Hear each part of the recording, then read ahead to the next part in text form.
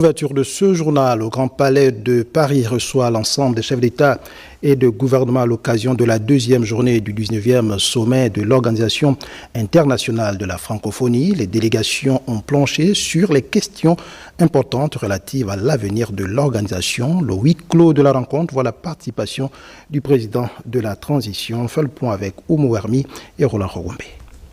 Symbole de progrès et d'innovation, le Grand Palais de Paris accueille la deuxième journée du 19e sommet de la francophonie. Après avoir abrité des expositions majeures et grands événements pendant plus d'un siècle, d'importants travaux entamés en 2021 lui ont permis de retrouver sa splendeur d'origine. Sous la verrière de ce grand palais, un grand ballet diplomatique au lendemain de l'ouverture du sommet de l'Organisation internationale de la francophonie, à la Cité de la langue française de Villers-Cotterêts.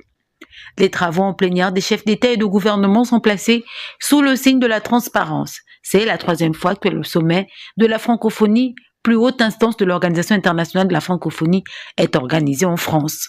Au deuxième jour, l'ensemble des chefs d'État et de gouvernement sont réunis à huis clos pour trancher des questions importantes à l'agenda, dont la désignation de l'État qui assurera la vice-présidence des travaux du sommet, l'adhésion de nouveaux membres de l'organisation ainsi que de l'adoption du projet d'ordre du jour. Ce rendez-vous de la francophonie est aussi le lieu d'échanges sur les situations conflictuelles dans le monde en vue d'apporter de véritables solutions. Le ministre libanais de l'Information sur place a par exemple affirmé que son pays comptait sur la France et les États francophones pour défendre les intérêts du Liban qui fait face à une offensive aérienne et terrestre d'Israël. Un communiqué ou une déclaration commune, peut-être sans certitude, encore pourrait être issue des réunions du jour. Notons globalement que la secrétaire générale Louise Mushikiwabo a rassuré dans son discours le 4 octobre dernier que l'OIF compterait bientôt plus que ses 88 membres à l'issue de la réunion de ce jour. Parmi les candidats, l'Angola, le Chili, la province canadienne de la Nouvelle-Écosse, la Polynésie française, mais aussi l'État allemand de la Sarre. Ces nouveaux venus, si acceptés lors de la séance à huis clos, deviendront membres observateurs. Ils pourront être présents sans droit de vote aux grandes instances. Chypre, le Ghana, le Kosovo et la Serbie souhaitant pour leur part devenir membres de plein droit. En marge des réunions bilatérales de ce samedi sont également au programme des échanges autour de l'entrepreneuriat et de l'emploi des plus jeunes. La rencontre des chefs d'État et de gouvernement constitue le moment phare de débat et de prise de décision qui se tient a priori à huis clos. La restitution des travaux devrait avoir lieu en fin de journée. Et en marge de cette rencontre relative au 19e sommet de l'OIF, le président de la transition Brice Clotaire Oligui Nguema s'est entretenu avec son homologue rwandais Paul Kagame. Les deux personnalités ont échangé sur les défis de la francophonie à l'heure de la mondialisation, mais également sur plusieurs sujets communs. Nous retrouvons Oumou Hermi.